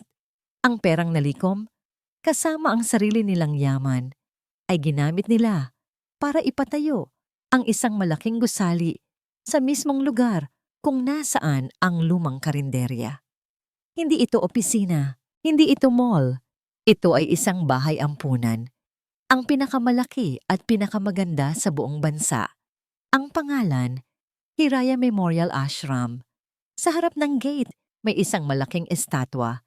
Hindi ito estatwa ng santo. Ito ay estatwa ni Hiraya, nakangiti, habang may 4 na batang nakakapit sa kanyang saya. At sa ilalim nito, may nakaukit na mga salita. Ang tunay na ina ay hindi nasusukat sa dugo, kundi sa sakripisyo. Sa loob ng ashram, walang batang nagugutom, walang batang natutulog sa lamig. Bawat isa ay may mainit na kama, masasarap na pagkain, at pinakamahalaga sa lahat, edukasyon, araw-araw. Pagkatapos ng trabaho, ang 4 na magkakapatid ay hindi umuuwi sa kanilang mga mansyon. Dumidiretso sila sa ashram. Si Alab ang nagtuturo sa mga bata kung paano magbasa. Si Agos ang tumutulong sa kanilang mga assignment. Si Hangin ang kumakanta at nagpapasaya sa kanila. At si Lupa ang nagsisigurong malusog ang bawat isa. Isang gabi, pagkatapos ng hapunan, nagtipon silang 4 sa kusina ng ashram. Ang kusina ay malaki at moderno, pero sa isang sulok, may isang lumang kalan at isang lumang kaldero, ang mismong gamit ni Hiraya noon. Si Alab ang nagluto. Isang malaking kaldero ng kare-kare, gamit ang recipe ng kanilang ina. Habang kumakain sila sa isang simpleng mesa, kasama ang daan-daang bata, ang tawanan at kwentuhan ay umalingaw-ngaw sa buong gusali. Tumingin si Lupa sa pader. Doon, sa itaas ng pintuan ng kusina, nakasabit ang isang lumang litrato. Ang litrato ni Kisig Magbanua, ang lalaking hindi nila nakilala, pero ang pagmamahal nito kay Hiraya ang nagsimula ng lahat. Sa tabi nito, ang litrato ng kanilang tunay na mga magulang. At sa gitna, ang pinakamalaki, ang litrato ni Hiraya, ang nanay nila. Sa tingin mo, kuya, bulong ni Lupa kay Alab. Masaya na kaya si nanay ngayon? Ngumiti si Alab. Isang nangiting totoo. Isang nanangiting may kapayapaan. Oo, sagot ni Alab. Dahil ang pangarap niya, hindi lang tayo. Ang pangarap niya, lahat sila. Itinuro ni Alab ang mga batang masayang kumakain. Hindi na lang sila 4 na prinsipe. Sila na ang mga ama ng libu-libong anak ni Hiraya. Ang pagmamahal ay hindi namatay kasama ni Hiraya. Ito ay dumami, kumalat, at patuloy na magbibigay liwanag sa mga darating pang henerasyon. Ang pag-ibig at katotohanan ay maaaring ibaon, pero hindi ito kailanman matatalo. At diyan po nagtatapos ang ating kwento, mga minamahal naming tagapakinig. Isang kwentong sumubok sa ating mga puso, pero nag-iwan ng isang napakagandang aral. Ang kwento ni Nanay Hiraya ay nagpapaalala sa atin na ang pagpapatawad ay hindi para sa taong nagkasala sa iyo, kundi para sa sarili mong kapayapaan. At ang tunay na pagmamahal ng isang magulang ay hindi humihingi ng kapalit. Nagbibigay ito ng walang hanggan, kahit sa mga sandaling hindi ito karapat-dapat. Ipinakita rin nito na ang pagsisisi, gaano man kahuli, ay may kapangyarihan pa ring bumuo ng isang magandang bukas mula sa durog na kahapon. Marami pong salamat sa inyong walang sawang pagsubaybay mula umpisa hanggang wakas. Naramdaman niyo rin ba ang bigat at pag-asa sa kwentong ito? Ano ang pinakapaborito niyong eksena? At anong aral ang pinulot niyo? I-comment niyo lang po sa ibaba dahil binabasa po namin ang lahat ng inyong mga saloobin. Anong klaseng kwento naman ang gusto niyong marinig sa susunod? Isang kwento ng pag-ibig na nakakakilig o isang kwento ng misteryo na susubok sa ating isipan? Hindi dito nagtatapos ang ating paglalakbay. Marami pa pong kwentong kasing ganda at mas puno ng aral dito sa aming channel. Kung nagustuhan niyo ang kwentong ito, i-like, i-share sa pamilya at mga kaibigan, at mag-subscribe na rin para lagi kayong updated sa mga susunod pa naming kwento. I-click niyo ang notification bell para kayo ang unang makarinig kapag may bago kaming upload. Muli, ako po ang inyong lingkod, ang inyong paboritong kwentista. Pagpalain po kayo ng Panginoon, kayo at ang inyong buong pamilya. Hanggang sa muli,